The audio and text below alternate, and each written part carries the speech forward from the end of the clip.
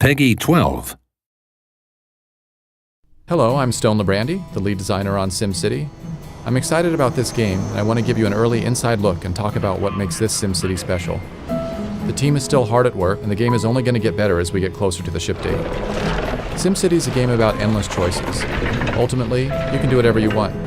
You can focus on growing your population, increasing your wealth, and even building a city that looks like your hometown. Whatever your motivation, you have the power to experiment with a number of different strategies. How you choose to play will influence your city, the neighboring cities, and the lives of all the Sims across the region.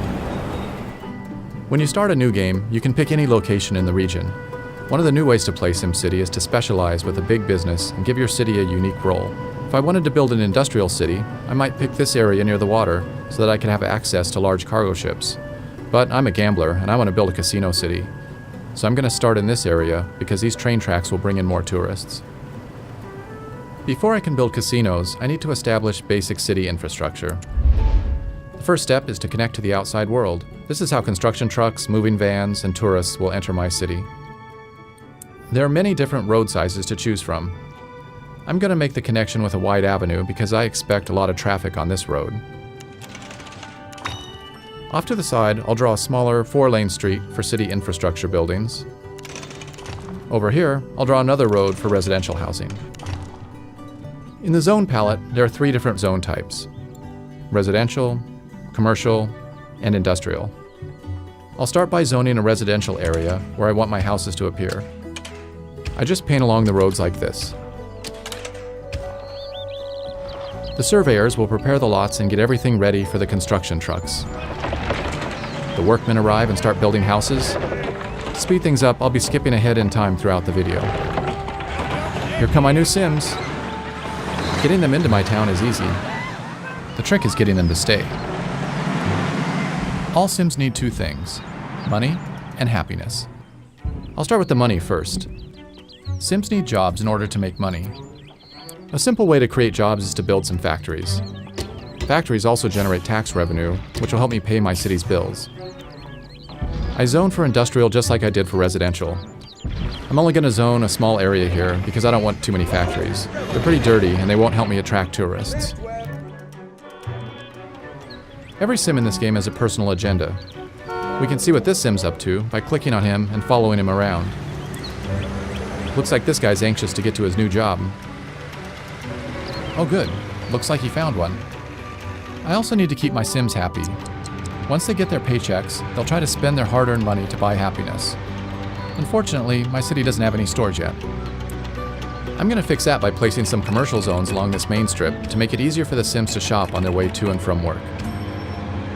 I want to zone for a lot of commercial buildings. Not only can my Sims shop here, but the commercial buildings are also going to attract tourists, which will benefit the casinos I'm going to build later. You can see by this flashing red icon that the Sims are asking for electricity. If I don't give them power, the city can't function properly. I'm going to take care of that by placing a wind power plant right over here. Wind power is great for a small town. It's cheap, it's clean, but unfortunately, it doesn't generate a large amount of electricity. As my town grows, I might need to build a bigger power plant or make a deal with a neighboring city to get some power. As the sun goes down and the first day comes to an end, you can see the building lights coming on now. By turning on the electricity data layer, you can actually see the power flowing along the roads. As the buildings receive power, the Zots disappear one by one, and now my city's ready for the night. Okay, the sun has come up and I'm ready to start a new day. Today I'm going to work on more of the basic infrastructure that will keep my Sims healthy, happy, and productive. When my Sims need something, they don't keep it a secret. This flashing icon tells me that my buildings aren't getting any water. Let me take care of that now by placing a water tower. Before I do that, I need to see how much water is available. This data layer gives me an X-ray view of the water table. The darker the blue, the more water is available to pump. There's a large amount of water over here, so this is a perfect spot for me to place the water tower. All buildings must be placed along roads.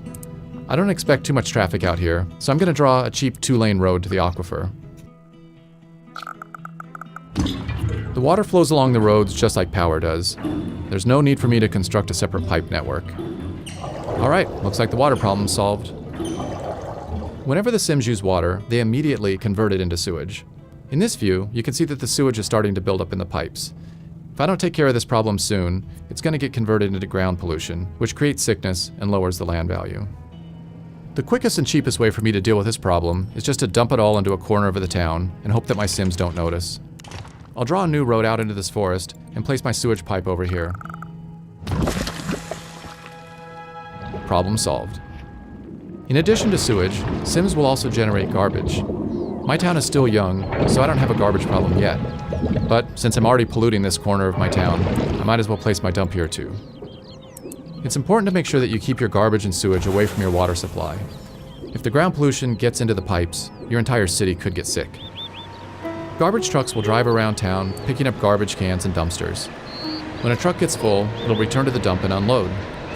Eventually, the dump is going to fill up, and then I'll either have to expand it or start burning the garbage. But that's a problem for another day.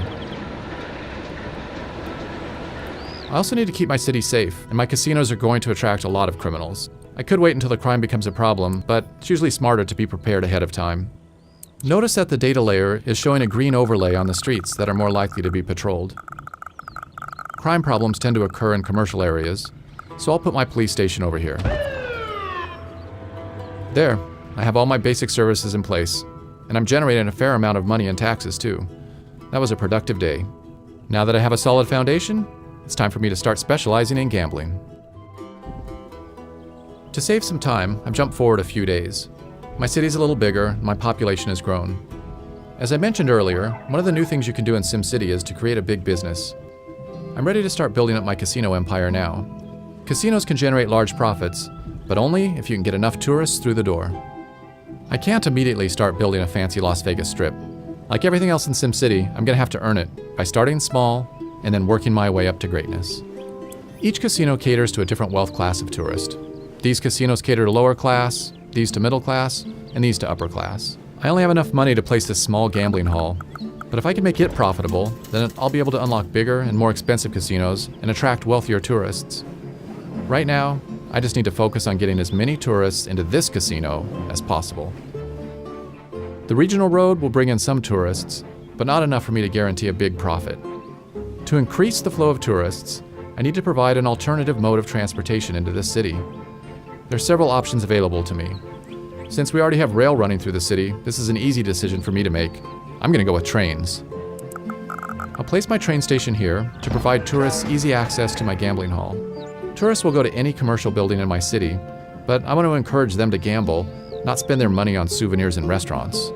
Now, I need to connect my station up to the main rail line. This is similar to how I draw a road.